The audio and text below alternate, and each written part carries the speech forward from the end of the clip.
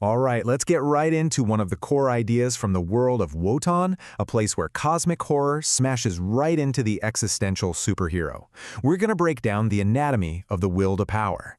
Now, this isn't just about getting super strong, it's about a philosophical concept that becomes terrifyingly real, and the absolute abyss that opens up when it finally arrives. Just take a second and really think about that image. We're not talking about some mustache-twirling villain here. This is about a force so immense, so completely beyond our human scale, that its very presence is a catastrophe for anything smaller. So keep that picture of the walking mountain in your head because it is key to everything we're about to cover. So where does this all begin? Well, not on Earth. Our story starts in a cosmic void, a place where abstract ideas are more real, more solid than matter itself. And it's here that a wager is made that will change, well, everything. Okay, so on one side of the ring, you've got the all-will. This is the will to power made manifest. It's not a person really, but this shifting geometry of pure energy. It's this indifferent cosmic engine that wants only one thing: to grow, to expand, to become more. And on the other side, you've got Mephistopheles.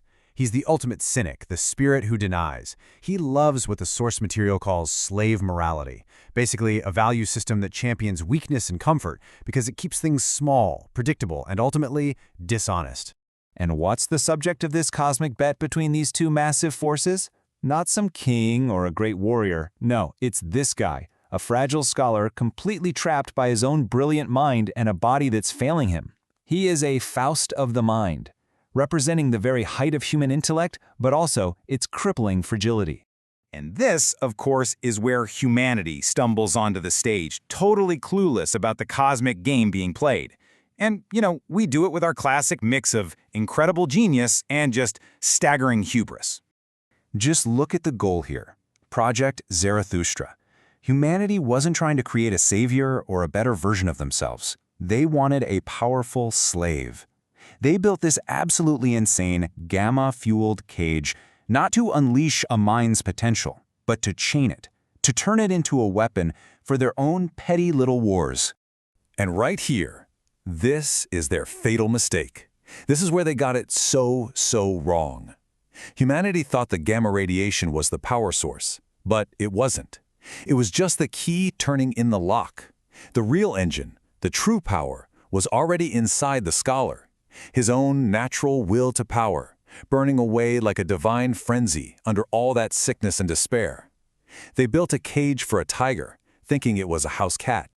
So this brings us to the breaking point, the moment of transformation.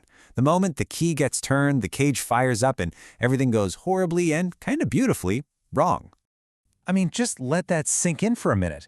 The sheer arrogance of it. They really believed they could put a leash on the fundamental drive of all existence to overcome and become greater. They literally tried to put an idea in a box. When they flipped that switch, the force inside the scholar wasn't passive. It didn't just lie there and absorb the energy. It fought back. It did not submit. And it didn't just break the cage. It reached out and it took the very power meant to contain it, the lightning, and made it its own. It amplified it, magnified it, beyond anything its creators could have possibly dreamed of. And in that single, reality-breaking thunderclap, a new word is born: Kimota. The scholar is gone. The cage is nothing but scrap, and something brand new, something terrifying, is born from the fire. So what happens now? What crawls out of the smoking wreckage of Project Zarathustra? This, my friends, is where the real existential horror kicks in. The fragile little scholar is just gone, erased. In his place stands Wotan. And you have to understand, he isn't just a superpowered human. He is the will to power given a body. He is a walking, talking, philosophical thesis with the power of an absolute God. So did he thank his creators? Did he join their team? No, he stepped over them. This is so important. His purpose was never to be our savior. His purpose was to surpass us. In that moment, all of humanity became nothing more than the first rung on a ladder he was about to climb. And this just lays it all out perfectly, doesn't it? The catastrophic gap between what we want and what we get. On the left, humanity's goal, a controllable tool, an obedient slave. And on the right, the reality, an amoral God whose single defining trait is absolute, terrifying, unchecked freedom. So what does a being like Wotan actually mean for a world like ours? We're about to dive into the terrifying new morality, or lack thereof, that he brings with him. What it means for one being to become the meaning of the earth. You see, the Overman operates on a moral compass we just can't read. It's post-human. There's no compassion, no limits as we would understand them. He creates his own laws simply by existing. So to the old world, to us, to Mephistopheles, he is a monster, a tyrant. But by virtue of his absolute power and freedom, he becomes the sole justification for the planet's existence. He is the meaning of the earth. And that brings us right back to where we started. The most terrifying thing in this entire universe isn't a villain who hates you. It's a being so far beyond you that your whole world, your whole life, is completely irrelevant to its journey. So what happens when the mountain finally stands up and starts to walk?